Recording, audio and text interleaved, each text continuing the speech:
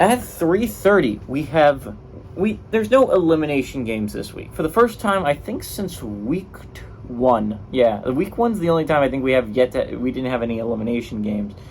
I mean, we had them, but like it was an FCS squad playing an FBS squad, group of 5 squad. And I mean, if you lose, if you're a group of 5 squad, you're eliminated from playoff contention. It's not exactly what you're thinking about when you think of elimination games for both teams. If whoever loses is eliminated from playoff contention.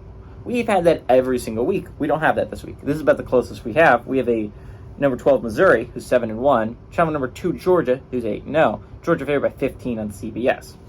Brady Cook has gone 169-242 for the Tigers. Gone thrown for 2,259 yards, 15 touchdowns, 3 interceptions. Cody Schrader's had 140 carries for 807 yards and 9 touchdowns. And Luther Burden III has had 61 catches for 905 yards and 6 touchdowns. Carson Beck has gone 192-263, thrown for 2,462 yards, 14 touchdowns to 4 interceptions. Dacian Edwards on the ground has had 95 carries for 556 yards and 8 touchdowns. And Brock Bowers, who you're still without, by the way, has had 41 catches for 567 yards and 4 touchdowns. Georgia is 11-1 against Missouri all time. Last 9 games have gone to Georgia from 2014 to 2022, and Smart is 7-0 against Georgia all time, against Missouri all time. But I think the thing to note here is that last year, Georgia, I believe, played one possession football game in the regular season. They were dominant in the regular season. They didn't play a lot of close games. They crushed Tennessee. Kentucky was somewhat close, but eventually they ran away with that one.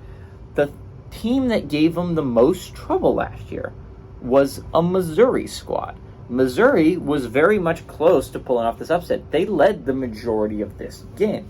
And you can give a lot of excuses about why that happened, but this was a Missouri squad that almost beat the number 1 team in the nation when no one else outside of Ohio State last year came all that close.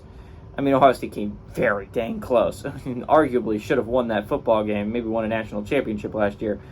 But, again, Georgia has not lost since 2021. But this was the Missouri team that gave them the most trouble last year. And it's a better Missouri squad. That was a Missouri squad that was 6-6 last year. This is a Missouri squad right now. You're playing them with 7-1 and still in playoff contention. This is a big game, right? Missouri has had some games that they've won that have been impressive, right? The Kansas State game is still a good win on your resume. Even though Kansas State is 6-2 and out of playoff contention, that is still a very good, solid win on the resume. By far, the better of these two the two teams playing, that's the best win either of them have. The LSU loss is not going to really hurt your playoff hopes all that much as long as you keep winning football games. This is your big one, right? You're number 12 in the nation of the 13 teams of Power 5 football teams that are playoff eligible. You're 12 of the 13. Again, you have an upward hill to climb here, but it's not that upward if you win the SEC. But the first step in winning the ACC and having a shot at the playoff berth, right, is this game right here. You play a really good Georgia squad on the road, and you're going to try and beat them.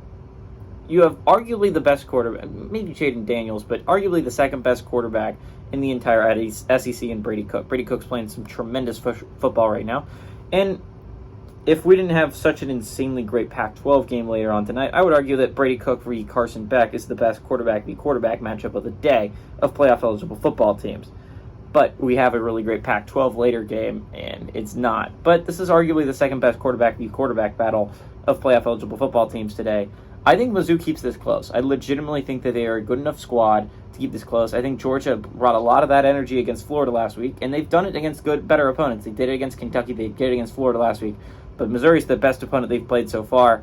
I think Georgia wins this game. I think they stay undefeated, but I like Missouri to cover the 15-point spread.